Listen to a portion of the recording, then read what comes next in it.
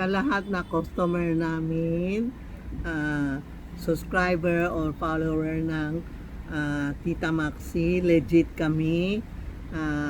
Sa mga pumapasok dito o kaya nako-online o nako-order, magpapadala kami ng Tita Maxi calling card para sure na legit kami. Kasi this Gosman ha, 6 days lang ha.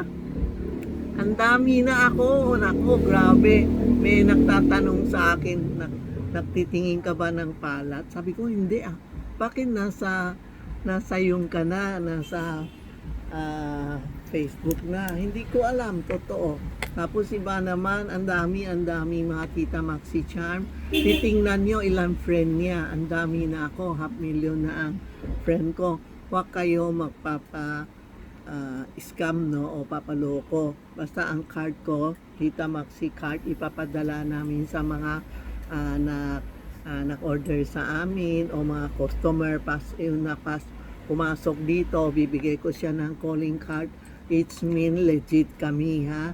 Hindi kami nakloloko. I'm not a scammer. Hindi kami scammer.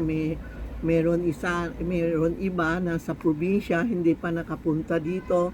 Bakit nakikisama sa scam na ako law ay scammer? Tinatanong ko nga nasa probinsya ka, bakit alam mo scammer ako? Nakabili ka na ba sa akin? Ang dami kasi walang magawa sa Gosman, nasasali-sali sa gulo, no? Sorry po huwag din kayo, makakalma kayo kasi ayaw tayo makialam sa tao. O maski scammer siya, bayaan mo siya. O kung na-scammer niya ako, bayaan mo din sila, kakalma sila. Pwede ko din din yung mga picture niyo. May dinala ko na picture sa NBI, picture niyo, Facebook niyo, address niyo, nakuha na namin.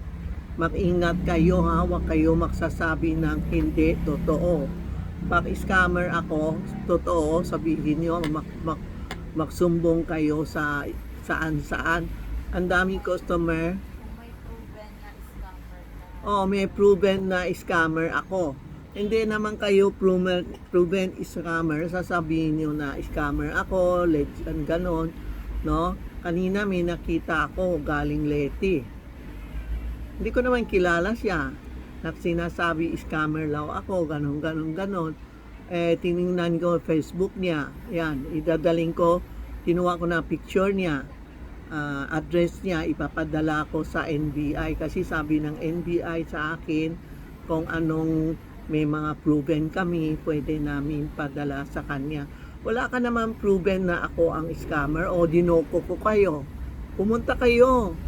Harapin mo ako para ma-solve natin ang problema na ako nagbenta sa iyo. Parang kanina may dinala niya 2 singsing, 2 earring.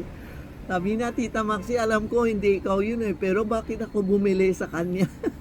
Tapos pinakita niya sa akin yung earrings. Sabi ko, ma'am, nakita mo wala akong benta earrings, pati singsing ayoko na magbenta kasi nakakaawa, mga matatanda, 399, 799, nakakaawa po, no? Kasi siyempre yan lang ang kaya niya, no? Kaya huwag tayo, be a good heart, good person, gaganda ang buhay natin po ha. Huwag po kasi sa Gosman, lalo na Gosman, huwag nyo yung lokohin mga tao, makakalma kayo. Ito ang si Tita Maxi. Ito ang legit na calling card ko. May Santiago protection sa akin. Kaya pag kayo mag-isip ng negative, positive na lang, magtrabaho tayo, mag-ano-ano, huwag tayo kumukuha ng ibang tao na bat o ano ha.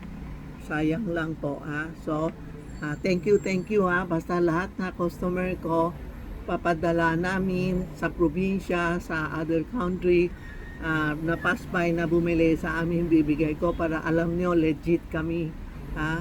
Para hindi mo sasabihin fake kami o kaya scammer kami po. Thank you po.